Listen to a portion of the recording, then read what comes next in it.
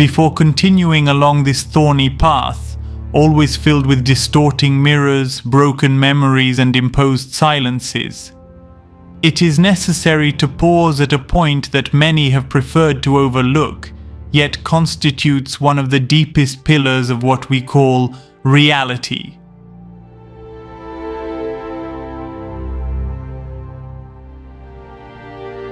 The existence of multiple dome worlds, each one contained, protected, and at the same time confined by a membrane barrier that regulates what may enter and what may never leave. These colossal structures, invisible to most yet unavoidable for anyone who has crossed their borders, function not only as physical limits but also as limits of consciousness. Each dome world is like a cell within a greater organism, each membrane a filter that permits, blocks, distorts, or transforms whatever flows between the different planes. Such is stated in the records preserved by the ancestors, and such have I seen reflected in the archives of the Great Library. In my book, The Dome and Outer Space Projection, year 1728, The Last Reset, we presented the case of the dome that covers the known lands, and how, since the birth of the new humanity after the 1728 reset, the colonizers have projected upon its surface a false firmament, mathematically calculated to shape the perception of its inhabitants and to sustain the ideology of an inaccessible, cold, mechanical, and distant universe. And for some time now, according to Helen, other dome worlds have begun to be studied thanks to the great ancestral Cassiopean work and those journeys.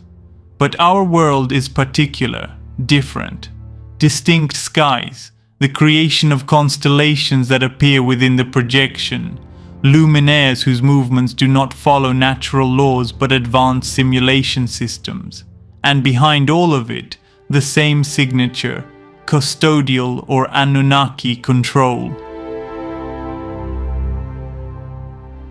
However, and here the revelation becomes as uncomfortable as it is decisive, the projection of the sky, the astronomical illusion, the luminous and mathematical deception exist only in the known lands. Only here, within the first dome, was the technology of the invisible dome projector installed. Only here is the sky an artificial veil, an imposed scenery, a luminous narrative designed to break human intuition and tear it away from its ancestral heritage.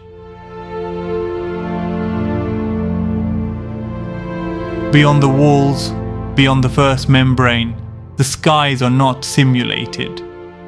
In the other dome worlds, the lights emerging from the darkness are not projections, nor holograms, nor luminous equations designed to condition the mind. They are authentic skies, complex, natural, built upon structures that obey laws still unknown to us, but untouched by the custodians, or at least not to that depth.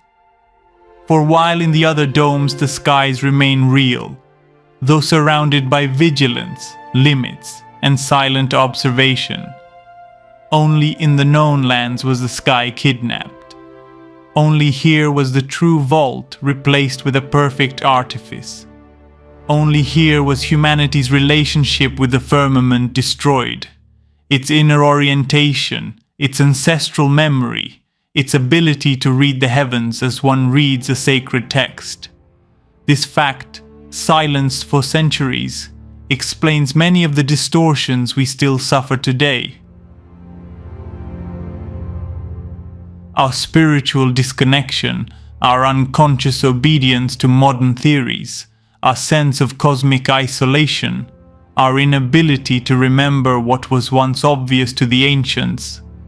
The sky was a bridge, not a ceiling, and humanity was made to believe it was insignificant, lost among millions of galaxies, forgotten, unimportant.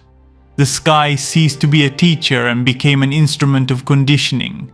Projected stars do not teach, they numb. False movements do not orient, they confuse. Artificial constellations do not reveal paths, they divert them. That is why in the known lands the sky had to be replaced.